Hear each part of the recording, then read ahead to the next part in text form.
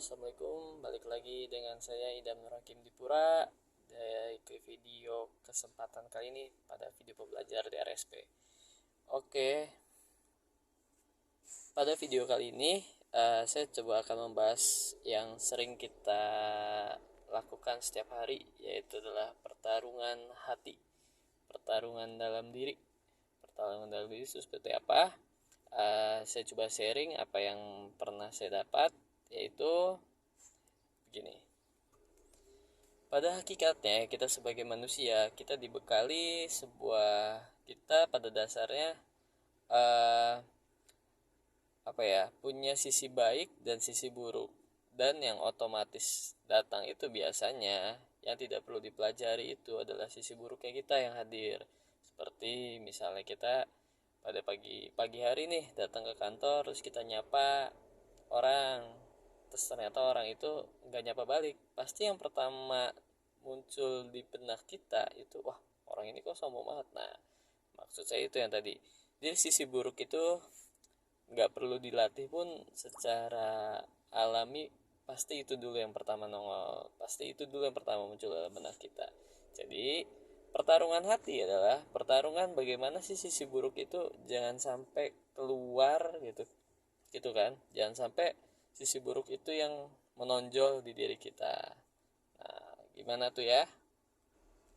Jadi di sini ada beberapa tips yang bisa teman-teman coba dipakai, atau memang ini teman-teman sudah pernah pakai secara tidak sadar.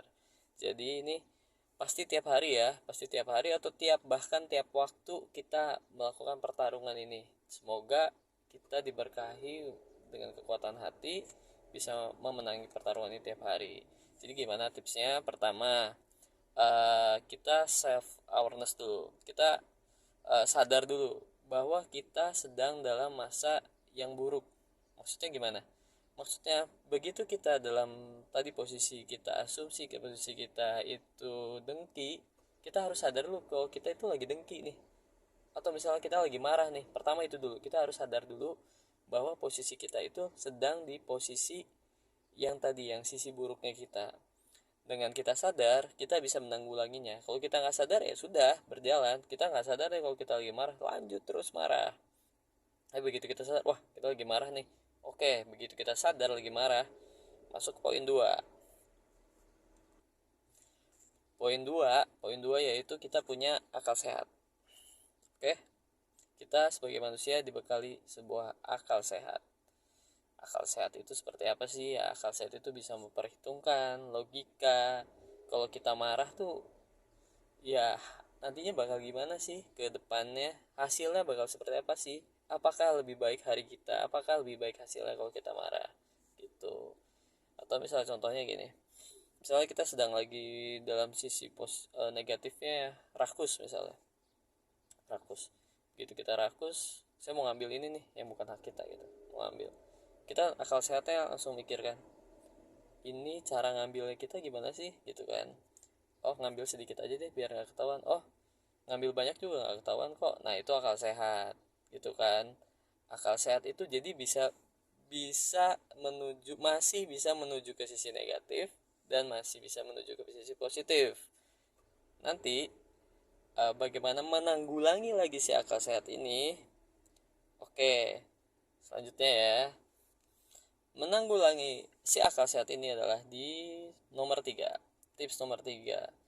Poin nomor 3 ini hati nurani. Hati nurani ialah memfilter segala hasil, segala output, segala yang idekan dikeluarkan oleh akal sehat kita. Tadi ya, setelah marah gimana ya, hati nurani pasti oh nggak apa-apa kok. Akal sehat tadi bilang, oh nggak apa-apa kok, saya marah, saya bisa kok marah kayak dia tiap hari juga. Tapi hati nurani, oh nggak, ini salah gitu, ini nggak bisa dilanjutin gitu. Jadi tadi akal sehat munculnya angka-angka, munculnya perhitungan, munculnya kemungkinan-kemungkinan. Tapi kalau hati nurani enggak, cuman 2, benar atau salah gitu. Kayak tadi posisi kita lagi rakus, kita mau ngambil, secara hitung-hitungan, oh saya bisa kok, nggak ke secara akal sehat ya, secara hitungan saya bisa kok, nggak ketahuan. Oh kok nggak ini kok, ini kalau saya ngambil sedikit nggak ngaruh kok, secara hitung-hitungan saya masih bisa masuk. Nah, itu akal sehat. Tapi nanti di hati nurani cuma dua pilihannya. Begitu kita nggak ketahuan, tapi bener apa salah sih gitu kan, bener apa salah. Kalau bener ya lanjutkan, kalau salah jangan gitu kan. Hati nurani pasti kayak gitu gitu. Oke, nah setelah tadi dari self awareness, terus akal sehat, lalu ke hati nurani, lalu seperti apa? Nah, kita pun sini, kita sebagai manusia pun dibekali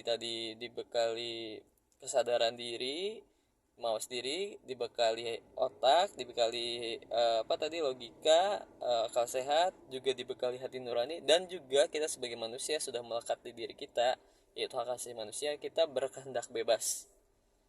Berkehendak bebas gimana? Ya kita bebas tuh milih.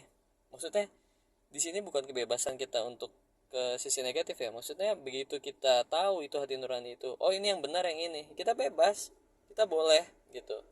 Kita ya nggak boleh ada yang larang kita untuk menjadi baik gitu. Itulah.